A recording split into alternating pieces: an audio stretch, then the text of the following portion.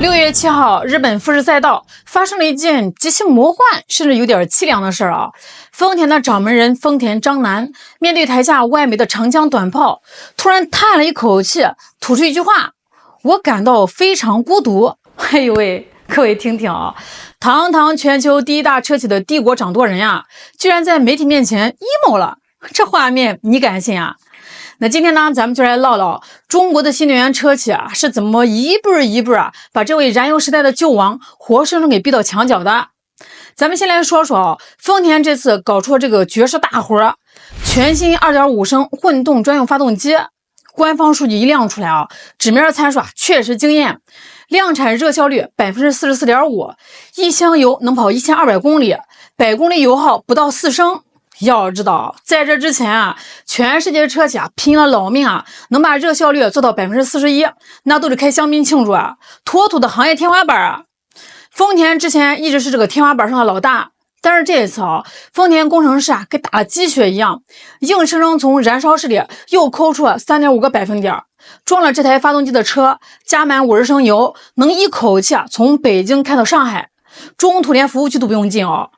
这燃油经济性真可以说是摸到了人类机械工业的天花板。按照往常的剧本，这个时候全世界的媒体是不是应该起立鼓掌结果呢，尴尬了，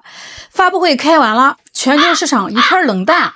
44.5%呀，挺好，挺省油的。然后呢，你这个车能看电影吗？有沙发吗？能自动驾驶吗？丰田章男能不孤独吗？他在采访里那番话听着都让人心酸他说，30年前，我是全宇宙唯一一个敢对着媒体大喊我喜欢汽油味儿，我喜欢发动机轰鸣声的人。我也是唯一一个想要保住那几百万发动机供应商饭碗的人。但是现在呢，好像这个地球上就剩下我一个人这么想了。今年年初，丰田章男拉着年轻工程师谈心，兄弟要是按照我个人的喜好来造车咱们丰田的流水线上全得是 GR 卡罗拉、GR 雅力士那种能下赛道的高性能钢炮。它的潜台词其实是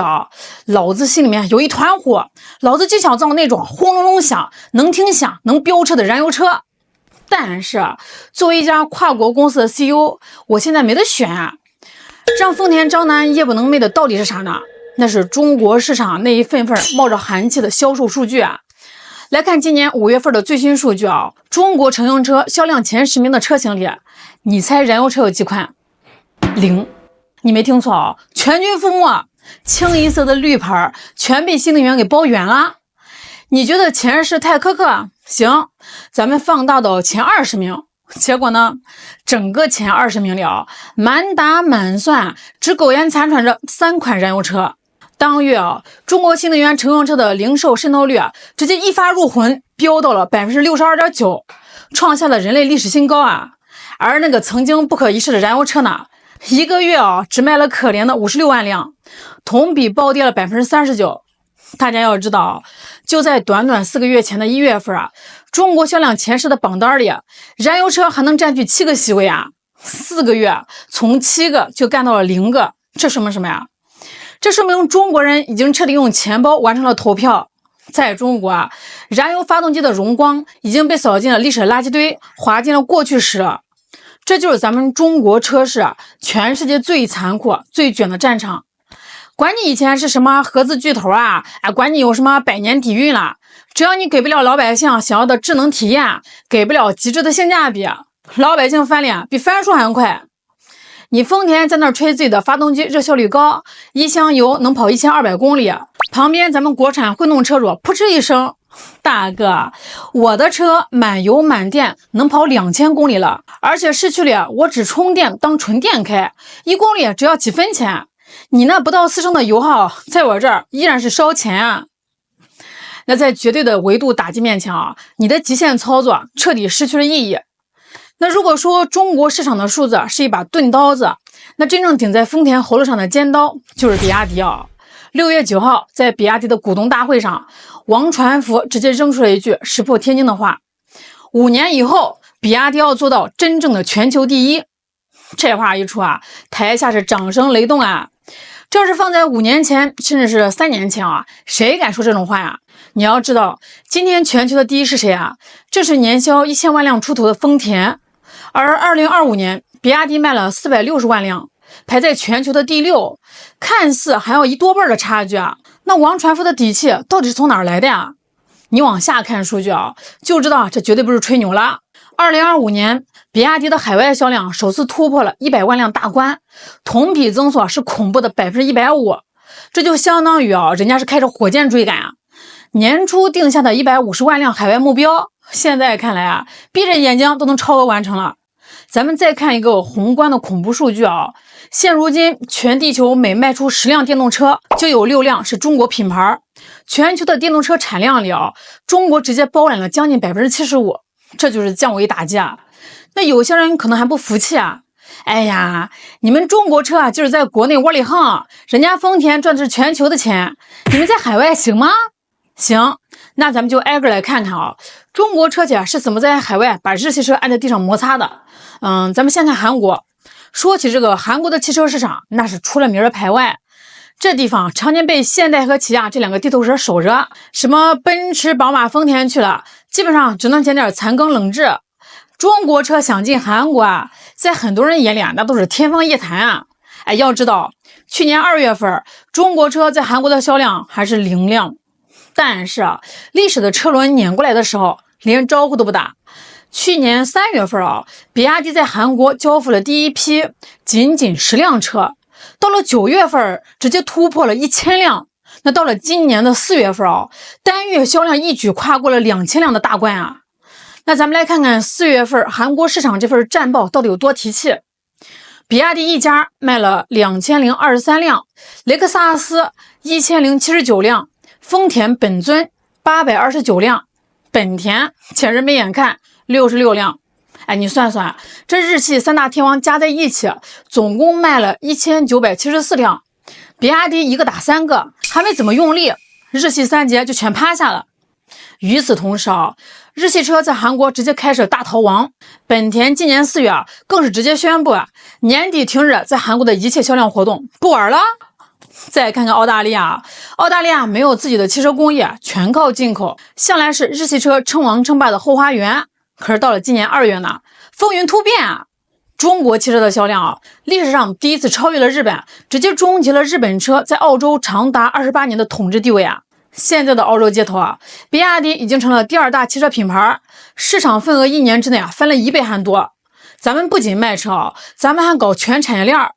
前不久一艘名为比亚迪郑州号的巨型滚装船，满载着将近5000辆中国产电动车，霸气十足的停在了墨尔本的港口。那场面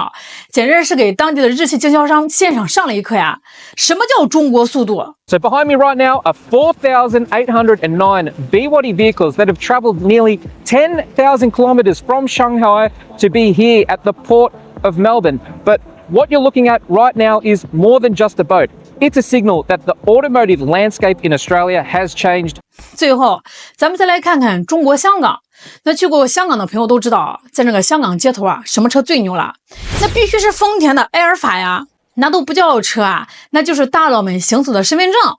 结果呢，到了2025年全年一算账，丰田埃尔法在香港的新登记量断崖式暴跌了52%，只剩下区的540辆，直接从销量冠军的神台上咕咚一下摔到了第6名。那是谁把大佬们的座驾给抢了？第1名极氪009以996辆傲视群雄，第2名腾势 D9 卖了797辆，紧随其后。各位，前5名全被咱们国产的豪华 MPV 给包揽了。现在香港的大佬们也回过味来了，咱们国产新能源 MPV 静音效果比你埃尔法好，提速比你快，后排的大冰箱、大彩电、航空座椅按摩，简直爽到飞起最关键的是没有发动机的轰鸣声，大佬们坐在车里谈个几十亿的生意，或者躲避狗仔队，那叫一个安静隐蔽。谁还去交那个智商税买疯狂加价的埃尔法呀？看着自己家的疆土一块儿被蚕食，丰田把内燃机做到了极致的 44.5%， 然后抬起头一看，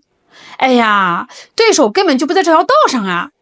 电动车时代咱们比的早就不是什么发动机热效率了，咱们比的是电池的成本控制，是芯片的超强算力。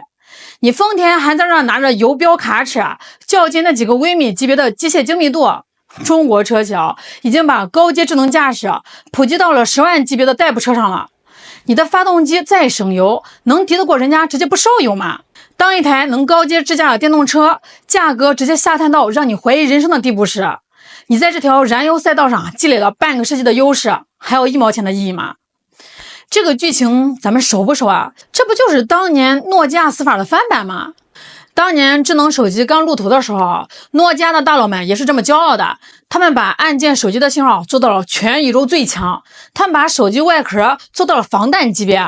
那东西呢，绝对是好东西那是机械时代的巅峰啊。可是当苹果带着一块大屏幕的 iPhone 走上台的时候，属于键盘的时代结束了。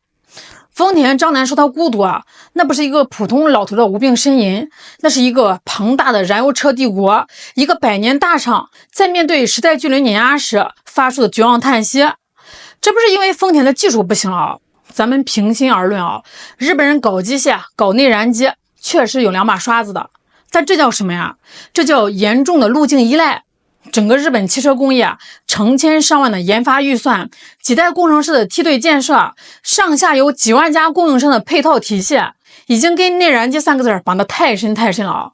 他们是长在一根藤上蚂蚱。丰田现在面临的尴尬局面是，那台 44.5% 热效率的发动机造得越是完美，他想要转身拥抱电动化的时代，背上的包袱就越沉重。他敢停掉发动机生产线吗？一停背后就是几百万日本汽车产业工人的失业那是动摇日本国本的大地震所以他只能咬着牙继续在燃油这条死胡同里走到黑。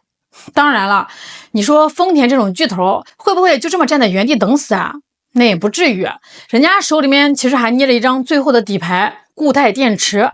这几年这丰田呢在固态电池领域的布局确实很深。按照他们吹出来的 PPT， 这个固态电池一旦搞成，能量密度是现在咱们用的液态锂电池的整整2倍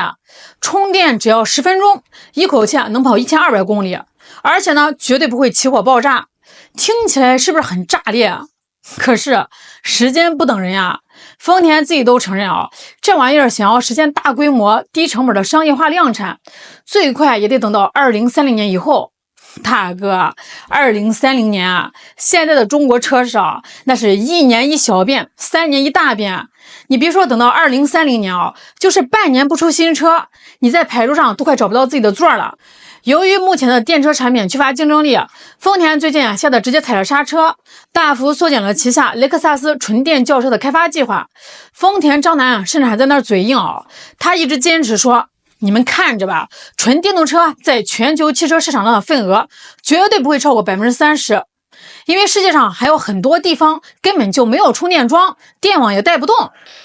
咱们实话实说丰田章男这句话吧，在某种程度上确实是有道理的非洲兄弟南美老铁那边确实连灯都点不亮，你让他开电车不现实